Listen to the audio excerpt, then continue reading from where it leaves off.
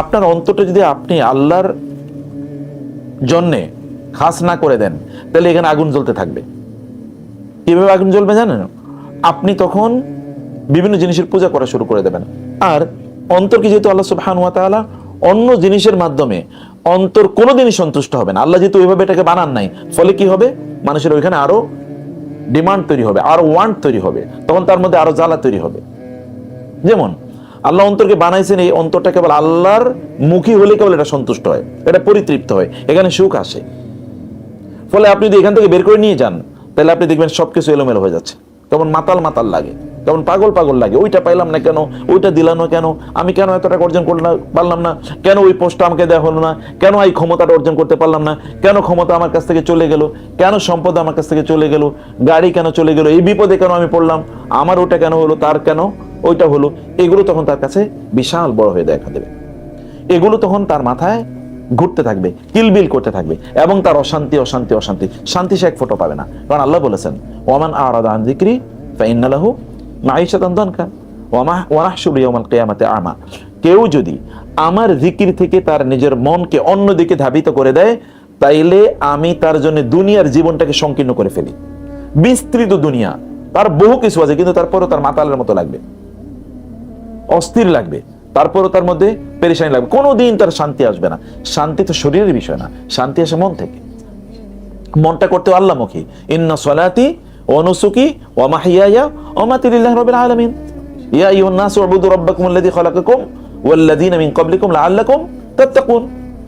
কেবলমাত্র আল্লাহর ইবাদতের মাধ্যমে, মানে আল্লাহমুখী অন্তরের মাধ্যমে কেবলমাত্র শান্তি পাওয়া যায়, আর কোথাও আপনি কোনো পাবেন না। এবং এই কারণে হাদিসে এসেছে, যেই অন্তরে আল্লাহ মুখিতা আছে, আল্লাহর সন্তুষ্টির জন্য বা আল্লাহর প্রিয় হওয়ার জন্য সে কাজ করে, ওই অন্তরটা একটা জীবিত অন্তর। আর যেখানে আল্লাহ মুখিতা নেই, ওটা মৃত, ওটা মৃত। কাল হাই মাসালুল হাই ওয়াল মাইয়িত, তখন অথবা কাল মাইয়িতে, ওই অন্তরে তখন একটা মৃত অন্তরের মতো। অন্তরটাকে আপনি কেন মৃত বানাবেন? আপনার প্রতি কেন আপনি জুলুম করবেন? আপনার অন্তরে সুখ দেওয়ার দায়িত্ব তো আপনার। আর এই সুখ আসে কিভাবে? কেবল আল্লাহমুখিতার মাধ্যমে। সবকিছু, whatever you do it for Allah. আপনি যেটা করছেন এটা আল্লাহর জন্য করছেন। এবং দেখেন আপনি শান্তি কাকে বলে, সুখ কাকে বলে।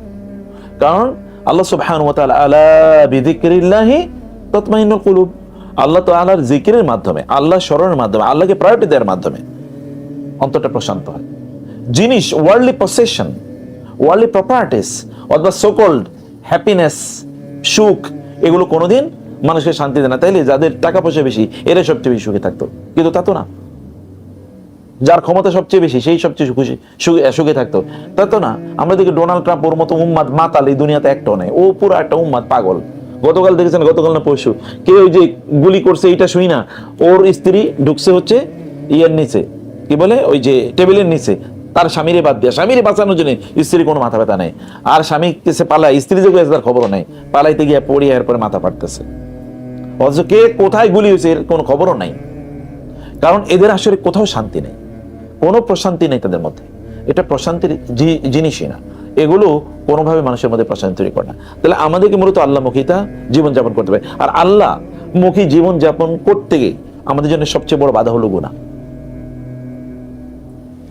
গুনাহ আমাদের অন্তরটাকে অন্ধকার দিয়ে পূর্ণ করে দেয়। হাদিসে এসেছে, ইদা আযনাবাল আবদু যামমান নুকিতাত ফি কলবিহি নুকতাতুন সাউদা। যখন কোনো বান্দা গুনাহ করে, তখন তার অন্তরে কি হয়, একটা কালো দাগ পড়ে যায়। আর এই কালো দাগ পড়তে পড়তে পড়তে এটা পুরোটা অন্ধকারাচ্ছন্ন হয়ে যায়। তখন আপনি অন্ধকারের মধ্যে কি করবেন? হাত রাবেন, উষ্টা খাবেন, কোথাও হোঁচট খাবেন, কোথাও পড়ে যাবেন। তখন আপনি ওখানে আঘাত প্রাপ্ত হবেন, আহত হবেন, এবং আপনি বুঝবেন না যে কোনটা কি, কোথায় যে আঘাত খেতেছেন তাও আপনি জানেন না, কোনটা যে আপনার কল্যাণকর, কোনটা যে অকল্যাণকর সেটাও আপনি জানেন না। এটা তখন আমাদের মাথায় তখন ঢুকতে থাকে। আর যখন আমরা গুনাহ থেকে মুক্ত হই, তখন আমরা কি করি? তখন আমরা চারিদিকে আলোর বন্যা বসে থাকে। ইয়াউমা তারাল মুমিনিনা ওয়াল মুমিনাতি নূরুহুম ইয়াসআ বাইনা আইদিহিম ওয়া বিআইমানিহিম। এই আলো কিন্তু কেবল দুনিয়াতে নেই, আলো কিন্তু আখিরাতেও গিয়ে, আখিরাতে পুরোটা অন্ধকার। আপনি দেখেছেন না যে কয়েকদিন আগে নাসা থেকে যারা ইয়েতে গিয়েছিল, কি যেন, ওই যে পৃথিবী মানে চাঁদে গিয়েছিল, ওরা বলছে গোটা পৃথিবীর চারদিকে কেবল অন্ধকার। আসলে সর্বত্র অন্ধকার। কিন্তু এই অন্ধকার থেকে বাঁচার একটাই জিনিস, তা হলো কি? আল্লাহমুখী জীবন, আল্লাহমুখী অন্তর। এবং আপনার শরীর থেকে তখন আলো বের হবে কিয়ামতের দিন। চারদিকে অন্ধকার, কিন্তু আলো বের হবে। এই আলো নূরুহুম ইয়াসআ বাইনা আইদিহিম, তার সামনে আলো এবং তার ডানে আলো। এবং এই আলোর গতিতে, আলো 1,86,000 মাইল বেগে চলে না, এই আলোর চেয়ে আরো দ্রুত বেগে এই ব্যক্তি জান্নাতে চলে যাবে। আচ্ছা, জিবরিল আলাইহিস সালাম আল্লাহর কাছ থেকে রাসূলের কাছে আসতে কত মিনিট লাগতো? সূর্যের আলো পৃথিবীতে আসতে কত মিনিট লাগে? 8 মিনিটের বেশি লাগে না? 8 মিনিটের বেশি লাগে। তো সূর্য এখন এই পৃথিবী থেকে কত দূরে? সূর্য এই পৃথিবী থেকে 15 কোটি কিলোমিটার দূরে, ফর এক্সাম্পল 15 কোটি কিলোমিটার দূরে। এই সূর্য থেকে এই আলো পৃথিবীতে আসতে লাগে 8 মিনিটের উপরে। তাইলে সূর্য তো মাত্র এখানে, সূর্যের পরে গ্রহ নক্ষত্র কোথায়, এরপরে প্রথম আকাশ, তারপরে দ্বিতীয়, তারপরে তৃতীয়, তারপরে সপ্তম, তারপরে আল্লাহর আরশ। ওইখান থেকে জিবরিল আলাইহিস সালাম সেকেন্ডের মধ্যে পৃথিবীতে আইতো। তাহলে তার গতি কেমন? এই যে এই আলোর গতি কিছু এটার কাছে, এই আলোর গতি চেয়ে কত ট্রিলিয়ন গুণ গতিতে তিনি আসতেন। এইরকম ট্রিলিয়ন গুণ গতিতে আপনারা জান্নাতে যাবেন সেই দিন। সেই গতি আলোর গতি, এটা এই সকল আলো না, ওটা ওই আখিরাতের আলোর গতি। এই আলোর গতি, এই আলো পাবেন কি? আলো দুনিয়াতে অর্জন করে যাওয়া লাগে। এই আলো দুনিয়া অর্জন করা লাগে হার্ট দিয়ে, আপনার হৃদয় দিয়ে। হৃদয় যখন মানুষের ঠিক হয় তখন তার শরীরের কাজগুলো ঠিক হয়ে যায়। জানেন, হৃদয় প্রতিদিন সকাল হাদিসে এসে, সই হাদিসে এসে, প্রতিদিন সকালে ঘুম থেকে ওঠার পর হৃদয়টা, কলবটা তখন বলে, মানে কলবের অঙ্গ প্রত্যঙ্গগুলো বলে, তুমি যদি ঠিক থাকো তাহলে কিন্তু আমরা ঠিক চলবো, তুমি যদি উল্টা পাল্টাও তাহলে কিন্তু আমরা উল্টা পাল্টা চলবো। তখন দেখবেন আপনার মুখ উল্টা পাল্টা কথা বলে, হাত উল্টা পাল্টা কাজ করে, চোখ উল্টা পাল্টা কাজ করে, পেট উল্টা পাল্টা কাজ করে, পা উল্টা পাল্টা কাজ করে, ব্রেন উল্টা পাল্টা কাজ করে, কারণ হার্ট ঠিক নাই। আর হাদিসে এসছে না, আলা ইন্না ফিল জাসাদি মুদগাতুন ইযা সলুহাত সলুহাল জাসাদু কুল্লু ওয়া ইযা ফাসাদা ফাসাদাল জাসাদু কুল্লু আলা ওয়া হিয়াল কলব। মানুষের শরীরে একটা কি মাংসের টুকরা আছে, এর যদি ঠিক থাকে তাহলে গোটা শরীর ঠিক, এর যদি ঠিক নষ্ট হয়ে যায় তাহলে কি গোটা শরীর নষ্ট। আর সেটা কি? আলা ওয়া হিয়াল কলব। আর সেটা কি? কলব। কলবে কিন্তু তাকওয়া কিন্তু চেহারার মধ্যে। আমার দানি অনেক বড়, তাতে কি আমি অনেক বড় মুত্তাকি নাকি? কি মনে হয় আপনাদের? দাড়ি বড় হইলে কি মুত্তাকি? অনেক বড় জুব্বা আমি পড়তে থাকি মুত্তাকি? আমি হজ করতে আসি তাতে কি আমি আল্লাহওয়ালা হয়ে গেছি নাকি? No never. সব মানে হজ করতে আসলে সব জান্নাতি হয়ে যাবে? হাজারে আসলে চুম্বন করলে সব গুনাহ মাফ হয়ে যাবে? এত সহজ জিনিস নেভার। এটা বুঝতে হবে। আমাকে ইবাদত করতে হবে কি দিয়ে? অন্তর দিয়ে। মনে রাখবেন, যেই জিনিসটা যত দামি তার ইবাদত তত দামি, যেই জিনিসটা যত দামি তার ইবাদত কি তত দামি। মানুষের শরীরে সবচেয়ে দামি অঙ্গ কোনটা বলেন তো? মুখ নাকি? মানুষের শরীরে সবচেয়ে দামি অঙ্গ কোনটা? মুখটা। আমরা এই কারণে তো সব মুখেই যত কসমেটিক যত ব্যবহার করি সব মুখের জন্য, নাকি পায়ের জন্য, না হাতের জন্য? সব মুখের জন্য। মুখ সবচেয়ে দামি। আমরা মানুষের মুখ দেখে সম্মান করি বা শ্রদ্ধা করি, এবং বিয়েও করি মুখ দেখেই। কার চেহারা সুন্দর এটা আসলে কি দেখি? এই মেয়েটা সুন্দর, এই ছেলেটা সুন্দর, এটা কি দেখা? মুখ দেখা। নাকি হাত পা দেখা? মুখ দেখা। তো পুরা জিনিস হলো মুখের উপর।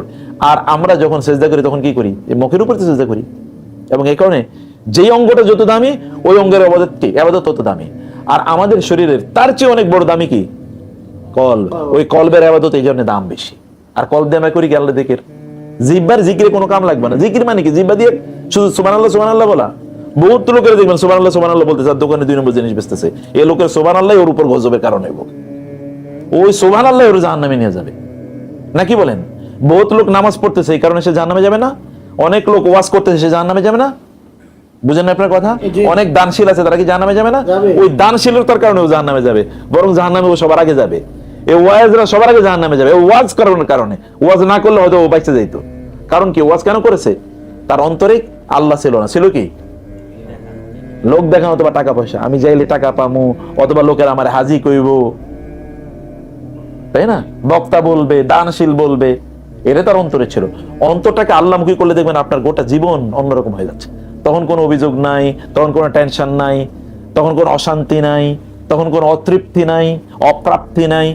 তখন দেখবেন আপনি অন্যরকম জীবন যাপন করছেন। যেমন আপনার নবী, কোনোদিন তার কোনো অভিযোগ ছিল না, কোনো অভিযোগ নাই। আল্লাহর বিরুদ্ধে নাই, বন্দার বিরুদ্ধেও নাই, বান্দার বিরুদ্ধে অভিযোগ নেই, আল্লাহর বিরুদ্ধে কোনো অভিযোগ নেই। অথচ তিনি কি পরিমাণ কষ্ট পেয়েছেন আপনি বলুন তো? আমাদের যত গোটা পৃথিবীর সব মানুষের কষ্ট একত্রিত করলেও রাসূলের কষ্টের সমান হবে না। এই লোকেরা, এই মক্কার লোকেরা, তিনি মক্কার সবচেয়ে ভালো মানুষ, তারপরে তাকে বলছে জাদুকর, মিথ্যাবাদী, তাকে হত্যা করে জন্য আজকে আপনারা শুনলেন। আপনি গেছেন আজকে? হ্যাঁ, হ্যাঁ, আপনি আজকে যান নাই? ও জিয়ারতে আপনি যান? ও ভাই গেছে। রাসূল সাল্লাল্লাহু আলাইহি ওয়াসাল্লামকে হত্যা করার জন্য ওরা 100 উট ঘোষণা করছে। তারে যেখানেই পাওয়া যাক, জীবিত মৃত, তাকে ধৈর্য আইনা দিতে পারলে 100 উট দেওয়া হবে। অথচ তিনি মক্কার সবচেয়ে ভালো মানুষ, গোটা পৃথিবীর সবচেয়ে ভালো মানুষ, তো গোটা পৃথিবী তখন নাই করলাম, কিন্তু মক্কার তো সবচেয়ে ভালো মানুষ। তারা মারামারি লাগলে তার কাছে আসে বিচার নিয়া, তিনি বিচার করলে সমস্যার সমাধান। তারা তার কাছে সবকিছু আমানত রাখে, তারপরও কি তার উপর এরকম বিপদ, এটা তো এইরকম বিপদ, কিন্তু আল্লাহ তার উপর আরো কিছু কি পরীক্ষা চাপিয়ে দিয়েছেন। যেমন তার স্ত্রী মারা গেছে, তার সবচেয়ে প্রিয়তম স্ত্রী, তার জন্মের আগে বাপ মারা গেছে, জন্মের কয়েক বছর পরে মা মারা গেছে, তারপরে কি আর কেউ নাই তার। কিন্তু কোন ভাই বোন আছে নাকি? বাপ নাই, মা নাই, ভাই বোনও নাই, কেউ নাই। এরপরে দাদা লালন পড়তো, কয়েকদিন পরে দাদাও মারা গেছে, এরপরে আরেকজনের ঘরে, চাচার ঘরে বড় হয়। এরপরে তাকে একজন তার বিয়ে করেছেন, স্ত্রী তাকে প্রচন্ড ভালোবাসেন, কয়েকদিন পরে স্ত্রীও মারা গেছে। এরপরে কয়েকজন সন্তান, সবগুলো সন্তান তার জীবদ্দশে মারা গেছে, একজন বাদ দিয়ে, ফাতেমা রাদিয়াল্লাহু তাআলা না, আর একজনও বেঁচে না, 6 জনই মারা গেছে জীবদ্দশায়। স্ত্রী মারা গেছে, বাপ মারা গেছে, মা মারা গেছে, ভাই বোন নাই, দাদা মারা গেছে, চাচা মারা গেছে। পরীক্ষার উপর পরীক্ষা, আপন চাচা তারে হত্যা করার জন্য পরিকল্পনা করে, আবুল আহাব আপন চাচা। এইরকম কষ্ট আপনারা বলেন তো, আপনাদের নিজের জীবনে এরকম একটা কষ্ট একটা বাইর করে দেখেন তো। আমি যেমন পার্সোনালি আমার নিজেদের, আমার বাচ্চারা যদি অসুস্থ, তাহলে আমার মাথা গরম হয়ে যায়, মানে আমার মাথা হ্যাং হয়ে যায়। আমি চিন্তা করি তাহলে রাসূল কেমনে করলো, মানে বাচ্চারা অসুস্থ হলে আর মাথা কাম করে না। আমার মা আমার কাছে থাকবেন, এটা আমি চিন্তা করতে পারি না, মানে ওইরকম চিন্তা এলে আমি ওটাকে আস্তাগফিরুল্লাহ করে জোরে ছুঁড়ে ফেলে দিই, এটা চিন্তা করতে পারি না। তাহলে ওনার মা নাই কেমনে, মানে এত কষ্ট কিভাবে সহ্য করলেন তিনি? যদি কোনো অভিযোগ আছে, কোনোদিন কারো কইছে? সূরা দোহা, ওয়াদ-দোহা ওয়াল-লাইলি ইযা সাজা মা ওয়াদা, তার অন্তরটা পুরো শান্তি দিয়ে ভর্তিছিল। এই কারণে তিনি দেখছেন এগুলি কি, দিস আর নাথিং, এগুলো কোনো কিছু না। প্রিয় ভাইরা, তাহলে আমাদেরকে মূলত এই সমস্যাটা কোথায়? অন্তরটাকে বিষাক্ত করে কিসে জানেন? পাপ। অন্তরটাকে বিষাক্ত করে পাপ। এই পাপ থেকে বাঁচার জন্য আমি আপনাদেরকে কয়েকটা পলিসি বলি, শুধুমাত্র আলোচনাটা এই জন্য আমি আলোচনাটা তুলছি। পাপ থেকে বাঁচার জন্য আমাদেরকে কয়েকটা কাজ করতে হবে। 1 নম্বর কাজ হচ্ছে যে কিছু রেড লাইন তৈরি করা লাগবে। 7টি জিনিস বলে। 1 নম্বর কি? রেড লাইন, যে এই পাপটা আমি করবো না, জীবন গেলেও করবো না। এরকম কিছু করা যায় না? যেমন আপনি দুনিয়ার ব্যাপারে এরকম, ওই কাজ আমি জীবন গেলেও করবো না। এরকম কিছু কাজ যে আমি এই কাজ জীবন গেলেও করবো, যেমন আমি ঝগড়া জীবন গেলেও করবো না। একটা এক্সাম্পল বলছি, আমি মিথ্যা কথা জীবন গেলেও বলবো না। এমন কিছু বলো, আমি জীবন গেলেও নামাজ ছাড়বো না। এমন কিছু রেড লাইন নিজের জীবনে তৈরি করা দরকার। শিরক করবো না, আমার কি মৃত্যু হলো আমি শিরক করবো না আল্লাহর সাথে, এরকম কিছু রেড লাইন নিজের জীবনে তৈরি করা দরকার। যে এগুলো রেড লাইন, এটা হচ্ছে কি মাইনফিল্ড। এই দেখেন না হরমুজ, ওইখানে কি বলে, কি জানা বলে ওইটাকে, ওই মাইন পুঁতে রাখছে, এই বই ওইখান দিয়ে কেউ ঢুকেও না।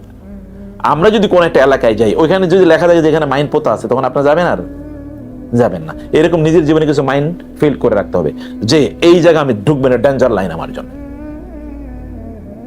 তাইলে আপনি কমপক্ষে নির্ধারিত কিছু গুনাহ থেকে আপনি বেঁচে থাকবেন। এগুলো থেকে ইয়াকুল মুহাক্কাত, মানে ইয়াকুল মুহলিকাত, হাদিসে এসেছে রাসূল বলেছেন, তোমরা তোমাদেরকে নিজেদেরকে ধ্বংসাত্মক 7টি জিনিস থেকে তোমরা বাঁচাও। এর মধ্যে আল ইশরাকু বিল্লাহ, আল্লাহর সাথে শরীক করা, ওকুকুল, 2 নম্বর হচ্ছে ওকুকুল উম্মাহাত বা ওকুকুল ওয়ালিদার, পিতামাতার অবাধ্য হওয়া। এটা আপনাদের জীবনেও আপনি একটা ফরজ বানিয়ে নেবেন যে পিতামাতার অবাধ্য হবেন না। পিতামাতার অবাধ্য না হওয়া মানে কি? বৃদ্ধরা বলবে পিতামাতার অবাধ্য মানে কি? আপনি বৃদ্ধ হতে পারেন, আপনার বাবা যদি থাকে, মা যদি থাকে, তার মাথাটা টিপে দেন। আপনার নাতিরা দেখুক, আপনার সন্তানরাও দেখুক, আপনার নাতিরাও দেখুক বাবা মার কিভাবে খেদমত করা লাগে। এবং হাদিসে এসেছে রাসূল সাল্লাল্লাহু আলাইহি ওয়াসাল্লাম বলেছেন, আল্লাহ ওই পিতামাতার প্রতি অনুগ্রহ করুক যারা কিভাবে পিতামাতার সেবা করতে হবে তারা তাদের সন্তানদেরকে দেখাই দিছে। বুঝে না কিভাবে দেখায়? হ্যাঁ, নিজে করে। যেমন আমার মা যখন আসে, আমার মার আমি পা, উনি একটু গ্রামেও থাকে, ঢাকাও থাকে, তো উনি যখন আসে তখন ওনার পা আমি টিপে দিই, ওনার মাথা আমি টিপে দিই। কারণ আমার বাচ্চারা জানে যে বাপ মার পা টিপান লাগে, ওরা এমনি জানে। আমি শুয়ে থাকলে ওরা এমনি যে পা টিপে দেয়, কারণ ওরা জানে যে বাবারে দেখছি মার পা টিপে দিয়েছে, এটা বুঝি একটা কাজ, ওরা এটা শিখে গেছে। এটা শিখাইতে হয়, দেখাইতে হয়। রাসূল সাল্লাল্লাহু আলাইহি ওয়াসাল্লাম বলেছেন, ওই পিতামাতার উপর আল্লাহ অনুগ্রহ করুক যারা তাদের সন্তানদেরকে শিখাইছে কিভাবে পিতামাতার আনুগত্য করতে হয়। এরা কেমনে শেখায়? নিজেরা পিতামাতার অনুগত থাকার মাধ্যমে। যে কোনো একটা জিনিস রেড লাইন, আমি পিতামাতার অবাধ্য কোনোদিন হবে না। যেগুলো শরিয়া অনুমোদিত কাজ, শরিয়া বিরোধী কাজে তো আমি তার কারোই আনুগত্য করার কোনো অনুমোদন নাই। এই কিছু ডেঞ্জার বা রেড লাইন আমাদের জন্য তৈরি করা লাগবে। এটা 1 নম্বর কথা। 2 নম্বর হচ্ছে যে গুনাহটা 24 ঘন্টায় গুনাহ করা যাবে না। আচ্ছা, গুনাহ করেন, ভালো কাজও করেন, মানুষ সবসময় ভালো কাজ করবে? এখন মানুষ ফেরেশতা হয়ে যাবে, আল্লাহ কি এরকম কোথাও বলছেন? হ্যাঁ, মানুষ আমাদেরকে তওবা করতে। আচ্ছা, তওবা মানে কি? তওবা শব্দের অর্থ কি? ফিরে আসা, করতে ফিরে আসবে, গুনাহ থেকে ফিরে আসবে। তার মানে লোকটা গুনাহ করছে, তার মানে লোকেরা গুনাহ করবে। অতএব লোকেরা গুনাহ করবে এটা আল্লাহ তাআলা জানেন, কারণ আল্লাহ বানাইছেন এইভাবে। এবং আদম আলাইহিস সালাম যখন জান্নাতে তাকে থাকতে দিয়েছে, সেখানেও কি তিনি ভুল করেন নাই? তার মানে মানুষ ভুল করবে। আদম আলাইহিস সালামও করেছেন, মূসা আলাইহিস সালাম এক লোকেরা থাপ্পড় দিয়ে মাইরেই ফেলাইছে, করছে না? এটা তো হয়, মানুষের গুনাহ হবেই, মানুষের ভুল হবেই, কিন্তু তাকে ফিরে আসতে হবে। তাওবা মানে ফিরে আসা। এই কারণে তওবা, আল্লাহর নামও কিন্তু তাওয়াব, মানুষও কিন্তু তাওয়াব। তো আল্লাহ তাওয়াব মানে কি? আল্লাহ মানুষের কাছে ফিরে আসেন, যা তোরে ছাড়িয়ে দিলাম, শয়তানের কাছে তুই থাক, কিন্তু এরপর না, আচ্ছা তোরে আমি আবার নিলাম, যা হেদায়েত দিলাম। আবার মানুষও আল্লাহর কাছ থেকে শয়তানের দিকে চলে যায়, আবার আল্লাহর কাছে ফিরে আসে। তাহলে লা তুকসির, 2 নম্বর হলো যে গুনাহ বেশি করেন না, কিছু ব্লক টাইম রাখেন, এই ব্লক টাইমে আমি গুনাহ করবো না। এর আগে বলছি যে কিছু রেড লাইন, যে এই গুনাহগুলো আমি করবো না। এখন হচ্ছে কিছু ব্লক টাইম, এই টাইমে আমি গুনাহ করবো না। যেমন ধরুন ঘুমের আগে আপনি একেবারে কনফার্ম করলেন যে ঘুমের আগে আমি কোনো হারাম কাজ করবো না। তোর মধ্যে একটা হারাম হইতে পারে কি? মোবাইল টিপাইতেছেন, এর মধ্যে ফেসবুকে কোন একটা উলঙ্গ মহিলার ছবি চলে আসলো, আপনি হারাম জিনিসটা নিয়ে ঘুমাইতে গেলেন। মৃত্যুটা হলে কিসের উপর মৃত্যু হলো? হারামের উপর। গান শুনতে শুনতে শুয়ে গেল, এই গান শোনা অবশ্যই তার মৃত্যু হয়ে তাহলে কি হবে? তাহলে কারণ হাদিস এসেছে, যে ব্যক্তি যে অবস্থায় তার মৃত্যু হয়েছে, সে ওইটা নিয়ে কি উঠবে কিয়ামত। ও গান শুনতে শুনতে উঠবে। আর ওরা কি নতুন করে বিচারের দরকার আছে? আর একটা লোক বিড়ি খাইতে খাইতে মারা গেছে, ও বিড়ি খাইতে খাইতে কিয়ামত দিন উঠবে, ওরা নতুন করে বিচার দরকার কি? ও তো অলরেডি বিচার কি হইবে এটা তো বুঝেই যাচ্ছে। সিনেমা দেখতে দেখতে সে ইয়ে করলো, অথবা ঝগড়া করতে করতে, বহুত লোক দেখেন মারামারি করতে করতে, ঝগড়া করতে করতে হঠাৎ করে হার্ট ফেল করে। কারণ মানুষের কি এখন তো ডিজিজটা এমন লেভেলের, কখন যে তার ব্রেন হ্যামারেজ হবে অথবা কখন যে তার হার্ট ব্লক করবে এটা কেউ জানে না।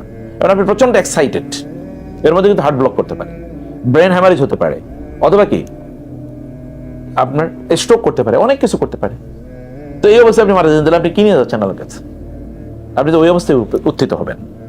যেমন আমরা বলেছি আজকে যে যে ব্যক্তি হজ করতে এসে সে যদি এহরাম অবস্থায় মারা যায়, তাইলে ওই এহরামের কাপড়ই তাকে কবর দিতে হবে। কিয়ামতের দিন ওই এহরামের কাপড় পরা অবস্থায় সে তালবিয়া পড়তে পড়তে আল্লাহর সামনে যায় উপস্থিত হবে। তখন আর কি লাগে বলেন তো? আর কি লাগবে তার? সে তো আল্লাহ তো বলবে তুমি হাজি, আচ্ছা যাও, তোমার আর কোনো হিসাব নিকাশ নেই, তুমি বিনা হিসেবে জান্নাতি। তাই না? দেখছেন এই লোকগুলোকে আল্লাহ সুবহানাহু ওয়া তাআলা, কারণ আল্লাহর মেহমান হিসেবে তারা আইছে। আল্লাহ তাদেরকে আবার জিজ্ঞেস করে কি? আল্লাহ নতুন কথা, তুমি তো আমার মেহমান, আবার তোমাকে কি জিজ্ঞেস করবে? যাও মাফ করে দিলাম। কারণ তিনি যদি মাফ করতে হয়, এখানে বান্দার হক আছে। আপনি বলেন তাহলে বান্দার হক কি হয়েছে? আল্লাহ যদি বান্দার ডেকে বলে, এই তোমার কি ইয়ে করছিল, ক্ষতি করছিল, বলছে এই ক্ষতি করছে, আচ্ছা যাও, তোমার এর বিনিময়ে ও তোমার ক্ষতি করছে, বিনিময়ে তোমার আমি মাফ করে দিলাম, তাহলে এই লোকের মনে কিছু থাকবে? এরকম একটা সহিহ হাদিস আছে, তো এর মানে সহিহ হাদিস আছে। রাসূল সাল্লাল্লাহু আলাইহি ওয়াসাল্লাম বলেছেন, একবার তিনি হাসে দিয়েছেন একটা কথা বলতে গিয়ে। তখন সাহাবারা বলে, কেন হাসছেন? বলে, আল্লাহ হাসছে তো এই কারণে আমি হাসছি। বলে কি? বলে হলো যে আল্লাহ দুজনকে ডাকবেন, ডাইকা একজন অভিযুক্তকারী আরেকজন অভিযুক্ত, একজনের বিরুদ্ধে আরেকজন অভিযোগ। তো যে অভিযুক্ত তেও বসে আছে, যে অভিযোগকারী সেও বসে আছে। হঠাৎ করে আল্লাহ তাআলা অন্যদিকে তাকাবেন, এর ওই দিকে তাকাবে, দেখবে একটা সুরম্য অট্টালিকা। তখন ওই অভিযোগকারী বলবে, আল্লাহ অট্টালিকা কার? বলে, অট্টালিকা হচ্ছে সেই ব্যক্তির জন্য যে তার ভাইয়েরে মাফ করে দিছে। যে কি করছে? তার ভাইয়েরে মাফ করে দিছে, তার জন্য এটা সুরম্য অট্টালিকা। তখন ওই ব্যক্তি দাঁড়িয়ে বলবে, আল্লাহ তাআলা আমি এই লোকেরা মাফ করে দিলাম, এর বিরুদ্ধে আমার কোনো অভিযোগ নেই, কারণ আমার অট্টালিকা লাগবে। তখন আল্লাহ তাআলা বলবে যে ঠিক আছে, যাও, তুমি ওরে হাত ধরে নিয়ে দুইজনে এবার এই অট্টালিকাতে যাও, এটা তোমাদের দুইজনের। দুইজন তো হাসতে হাসতে যাবে। আল্লাহ ওইটা বলতে গিয়ে হেসে দিচ্ছেন, রাসূল সাল্লাল্লাহু আলাইহি ওয়াসাল্লাম ওই কথা বলতে গিয়ে তিনিও হেসে দিচ্ছেন। তাহলে দেখেন যে আপনার মৌলিক জিনিসটা হলো কি? মৌলিক জিনিস হলো যে আপনি কিছু সময় আছে, এই সময়টা আপনি পাপ করবেন না। যেমন ঘুমের আগে বললাম, ফজরের পরে ঘুম থেকে উঠে মোবাইলটা টিপানো শুরু করবেন না। এটা ব্লক করে রাখেন, বন্ধ করে রাখবেন প্রয়োজনে, অথবা সাইলেন্ট করে রাখেন, অথবা আপনার বাসায় ইন্টারনেট অফ করে রাখেন, মোবাইলের ডাটা অফ করে রাখেন, ডুইকে ডাটাটা অন করেন না। এই দুটো কমপক্ষে করবেন না। নামাজে যখন আজান দেয় তখন থেকে সব অপরাধ বন্ধ, সব এভরিথিং ইজ ক্লোজড, এখন শুধু আল্লাহর কাজ চলবে। এরকম কিছু ব্লক টাইম করা লাগবে, তাইলেই দেখবেন আপনার একটা অপরাধ আর বারবার হবে না। একই অপরাধ প্রতিদিনই কেন করবো আমি? আচ্ছা সিনেমা সারাদিনই গত 30 বছর পর্যন্ত সিনেমা দেখতেছি, কি বোনরা সিরিয়াল একটা দেখা শুরু করছে, ইন্ডিয়ান সিরিয়াল, এটা যে কবে শুরু হয়েছে তাও কেউ জানে না, আর কবে শেষ হবে এটাও কেউ জানে না, আর কি যে চলে তাও কেউ জানে না। পুরাটাই কেবল মারামারি, কেবল মানে বউ শাশুড়ি কি ঝগড়া বিবাদ করবে, এটা ছাড়ার কোনো আলোচনা নেই। আর এগুলো তো একটা রাবিশ জিনিস, এটা মুসলমানরা দেহেও কেমনে।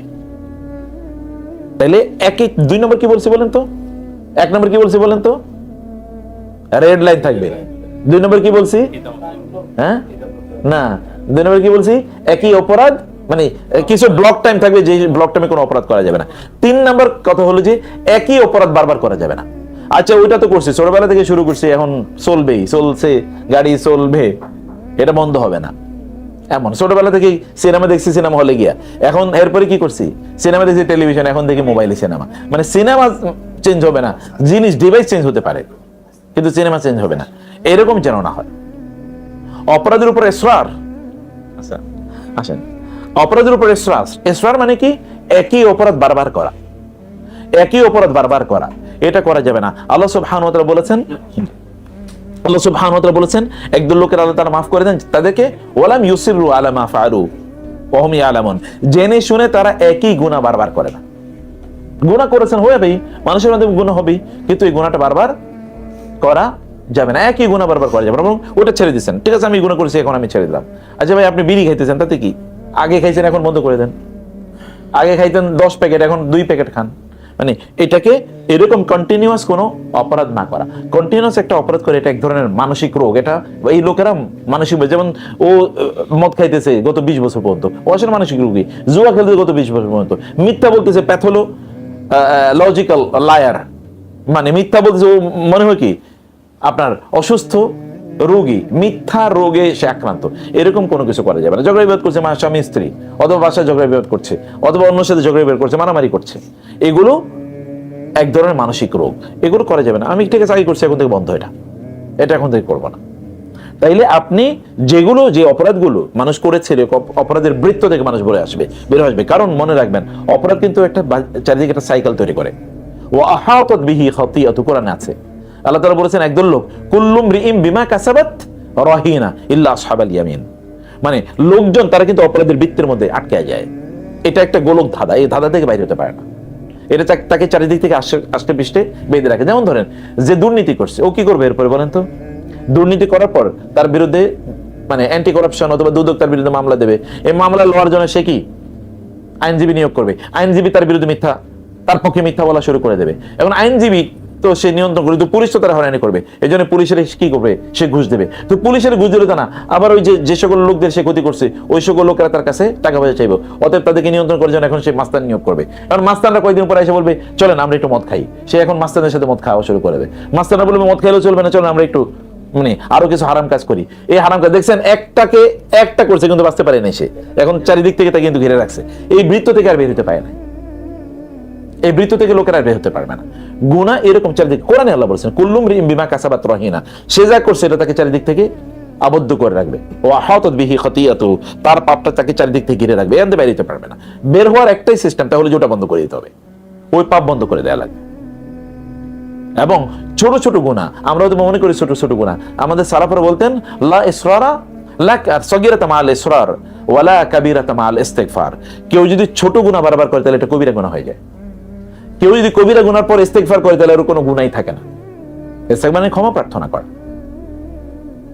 এটা ইসরার, এটা ভয়াবহ অপরাধ। এই কারণে গুনাহ করছে, ঠিক আছে গুনাহ তো হইতেই পারে, মানুষ তো গুনাহ করবেই, মানুষ তো ফেরেশতা না, মানুষ গুনাহ করবেই, কিন্তু সে গুনাহটা অব্যাহত করবে না, সবসময় করে যাবে না। করছি তো করছি, অতএব করিয়ে যাব। শয়তান মানুষের মধ্যে এই জেদ তৈরি করে দেয় যে ঠিক আছে তুমি যদি গুনাহ করছো, তোমার যেহেতু আর মাফ নাই, অতএব করতেই থাকো, তখন সে অব্যাহত থাকে। এটা শয়তানের কি একটা প্ল্যান, একটা চক্রান্ত। শয়তান মানুষের মধ্যে এটা তৈরি করে দেয়, তুমি মনে হয় মাফ পাইবা না, ঠিক আছে তুমি যেহেতু শেষ। দেখুন অনেকেই বলবে ভাই আমার জীবনের ব্যাপারে আমি হতাশ, আমার দিয়ে কিছু হইব না, ঠিক আছে, এরপরে আর কোনো কাম করে না, তখন ভাগাড় হয়ে থাকে। এটা করা যাবে না। 4 নম্বরের বিষয় হলো কি করতে হবে, ইস্তিগফার মানে ক্ষমা চাইতে হবে, যেটা মাত্র বললাম। আল্লাহর কাছে ক্ষমা চাইতে হবে, বেশি বেশি আল্লাহ তাআলার কাছে ক্ষমা চাইতে হবে, তওবা করতে হবে আল্লাহ সুবহানাহু ওয়া তাআলার কাছে। তওবা মানে কি জানেন? তওবা হলো একটা ডিটারজেন্ট। তওবা আপনাকে একেবারে ধুয়ে মুছে পাক পবিত্র করে দেবে। আপনি অনেক গুনাহ করেছেন, কিন্তু আপনি তওবা করেছেন, এখন আগামীকাল থেকে আপনার আমলনামা নতুন করে লেখা হবে, কিন্তু নতুন করে লেখা হবে শুধু এতটুকু না, আপনি আগে যত অপরাধ করেছেন সব অপরাধকে এখন কি করা হবে, সওয়াব হিসাবে লেখা হবে। যেমন আপনি হয়তো আগে সিনেমা দেখছেন, গান শুনছেন, মিথ্যা কথা বলছেন, কারো টাকা পয়সা লুট করছেন, এগুলো সব এখন লেখা হবে না উনি সিনেমায় দেখেন উনি কোরআন তেলাওয়াত শুনছিল, উনি আসলে গান শুনে নাই, উনি কোরআন তেলাওয়াত করছিল, উনি আসলে মিথ্যা কথা বলে নাই, বরং উনি মানুষকে ভালো কথা বলছিল, দাওয়াতি কাজ দিয়েছিল, এইরকম আপনার নামে আমল নামায় এখন সওয়াব লেখা শুরু হবে, যে ওই অতীতের গুনাহগুলো, অতীতের কোনো গুনাহ আপনার আমল নামে কিচ্ছু থাকবে না যদি, কারণ আল্লাহ তাআলা বলেছেন ইল্লা মান তাবা ওয়া আমানা ওয়া আমিলা আমালান সালিহান ফাউলাইকা ইউবাদদিলুল্লাহু সাইয়্যাতিহিম হাসানাত। কেউ যদি কোনো গুনাহ করার পর তওবা করে, আবার ঈমানকে নতুন করে শুদ্ধ করে নেয়, এরপরে ভালো কাজ করে, তাহলে আল্লাহ সুবহানাহু ওয়া তাআলা তার অতীতের গুনাহগুলোকে সওয়াবে রূপান্তরিত করে দেবেন, এগুলো এখন সওয়াব হয়ে যাবে। অতএব আমাদেরকে ইস্তেগফার করতে হবে, আল্লাহর কাছে ক্ষমা চাইতে হবে। ক্ষমার কত অসাধারণ ঘটনা আছে কোরআন হাদিসে। রাসূল সাল্লাল্লাহু আলাইহি ওয়াসাল্লাম বলেছেন, মানে কেউ যদি আল্লাহর কাছে তওবা করে তাহলে আল্লাহ কেমন খুশি হন। তারা একটা এক্সাম্পল দিলেন তিনি, যে মরুভূমিতে কোন একজন ব্যক্তি উট নিয়ে যায়, ভয়াবহ অর্জন হতে পারে যদি কোন একজন বান্দা যদি আল্লাহ সুবহানাহু ওয়া তাআলা এর কাছে ফিরে আসে। ভাই আল্লাহ তাআলা কিন্তু প্রচন্ড মেহেরবান। আল্লাহ আপনাকে শাস্তি দেওয়ার জন্য বসে নাই, আল্লাহ আপনাকে ক্ষমা করে দেওয়ার জন্য বসে আছে, এবং প্রতিদিন তিনি তার দুহাত প্রসারিত করে সকালে এবং রাতে, যে বান্দা তুমি আসো, তুমি গুনাহ করছো দিনে, আমার কাছে ক্ষমা চাও, আমি তোমাকে রাতে ক্ষমা করে দেবো, তুমি রাতে গুনাহ করছো, আমার কাছে ক্ষমা চাও, আমি তোমাকে দিনে ক্ষমা করে দেবো। অতএব ক্ষমা তোমার জন্য নির্ধারিত, তুমি চাইলে আমি তোমাকে ক্ষমা করে দেবো, কিন্তু আল্লাহ সুবহানাহু ওয়া তাআলার কাছে সেই ক্ষমাটা আমাদের চাওয়া লাগবে। আমরা যদি আল্লাহর কাছে ক্ষমা চাই, আল্লাহ সুবহানাহু ওয়া তাআলা ক্ষমা করে দেবেন। তওবা যদি আপনি করেন তাহলে কেমন একটা অবস্থা হতে পারে। তওবা আপনি জানেন, ওই যে হাদিসে এসে কিয়ামতের দিন, এটাও সহিহ হাদিসে এসে রাসূল সাল্লাল্লাহু আলাইহি ওয়াসাল্লাম বলেছেন, কিয়ামতের দিন আল্লাহ সুবহানাহু ওয়া তাআলা এক বান্দারে ডাকবেন, ডেকে বলবেন, ও কিন্তু তওবা করছে দুনিয়ার জীবনে, ডেকে বলবেন এই দিকে আসো, এই যে তোমার আমলনামা, এবং বলবেন যে তুমি, তখন আল্লাহ তাআলা বলবেন তুমি এই গুনাহ করছিলে মনে আছে, ছোট গুনাহগুলোর কথা বলবে, এই ছোট গুনাহ, এই ছোট গুনাহ, এই ছোট গুনাহ, এটা তুমি করছিলে মনে আছে, বলে হ্যাঁ এগুলো করছি তো। এখন তার আল্লাহ তারে বলে দিতেছে, তার শরীর এরকম কাঁপতেছে, শরীর আল্লাহ তাআলা বলবেন তোমার আমলনামার দিকে তাকাও, আমি এগুলো সব মাফ করে দিচ্ছি। কোনগুলো?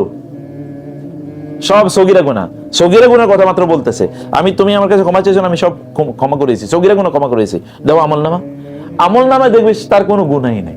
আল্লাহ তখন সে বলবে, আল্লাহ আমি তো অনেক আযনাবতু যামবান, আমি ওইরকম ইন্নালি যুনুবান লা আরাহা হুনা, আল্লাহ আমি তো আরো অনেক পাপ করছি, কিন্তু এখানে তো কোথাও একটাও লেখা নাই, একটাও দেখতেছি না। আল্লাহ তাআলা বলবেন, তোমার ওই গুনাহ তো আমি সওয়াব বানিয়ে দিছি, তোমার ওগুলো দেখবে কোথায়? সগীরা গুনাহ মাফ করছি, আর কবিরা গুনাহগুলোকে কি করছি? সওয়াব বানিয়ে দিছি, তুমি ওগুলো দেখবে কোথায়? তখন এই ব্যক্তি প্রচন্ড আনন্দিত হয়ে উঠবে। সে কিন্তু দুনিয়ায় তওবা করেছে, তওবার কারণে এরকম হয়ে যায়। তওবা তো আপনার জন্য ডিটারজেন্ট, জামা কাপড় সব সাফ পাক সাফ যেরকম করে ফেলবে, তওবা এরকম আমাদেরকে করে ফেলে। তওবা করেন, কিন্তু তওবা মানে কিন্তু মুখে আস্তাগফিরুল্লাহ আস্তাগফিরুল্লাহ আস্তাগফিরুল্লাহ যের আগে বলছি এটা না, তওবা কিন্তু অন্তরের ইস্যু। তওবা কিসের ইস্যু? অন্তর, ভিতর থেকে আপনি সিদ্ধান্ত নিয়ে নিজকে পরিবর্তন করছেন, যে না আমি আমার নিজকে পরিবর্তন করবই, আমি আমার নিজকে, যেমন এখানে হজে এসেছেন, আপনারা বলেন তো কয়টা সিদ্ধান্ত নিয়ে এসেছেন যে আমি আমার এই হজে, এই সফরে, এই জীবনে এই জিনিসটা পরিবর্তন করবো? এরকম কয়েকটা, অন্তত 5টা লিস্ট করেন, যেগুলো আমি এতক্ষণ 4-5টা কথা বললাম, এই 5টা লিস্ট করেন যে আমি এই কাজগুলো করবো, এগুলো আমি করবো না, এবং এটা আমার জীবন এখন থেকে আমি প্র্যাকটিস করে যাব। কারণ একজন মানুষ 40 দিন যদি কোনো কাজ অব্যাহত ভাবে করে, তাহলে তো এটা কি তার অভ্যাস, তার হ্যাবিটে পরিণত হবে, এটা তার হ্যাবিটে পরিণত হবে। সেখানে এটা আপনাদেরকে এটা করতে হবে। এইটা তাহলে আমরা কি বলছি? তওবা এবং ইস্তেগফার। তওবা এবং ইস্তেগফার এইটা মানুষকে করাই লাগবে। 5 নম্বর যে বিষয়টি খুবই গুরুত্বপূর্ণ, এটা মাথায় রাখবেন, তা হলো মুজাহারা। মুজাহারা মানে যে কোনো অপরাধ প্রকাশ না করা। কি করা? কোনো অপরাধ প্রকাশ না করা, কোনো অপরাধ প্রকাশ না। অপরাধ প্রকাশ মানে কি? যেমন বলে ধরেন আপনি মানুষের সামনে একটা অপরাধ করে ফেললেন, তাহলে সাক্ষী রাখলেন কারে? গোপন কিছু অপরাধ করা আর মানুষের সামনে অপরাধ করে কি এক কথা হইলো? অথবা কোন একজন ব্যক্তি অপরাধ করেছে, করার পর এরপরে কি সে সকালবেলা মানুষের বলে বলে বেড়াইতেছে, জানো গতকাল এই কাম করছিলাম। এরকম দেখবেন ইয়াং পোলাপেন, ইউনিভার্সিটির পোলাপেন, এরকম গতকাল একটু লান পানি খাইছিলাম রে, ও কিন্তু এটা গর্ব করে বলে। অপরাধকে যখন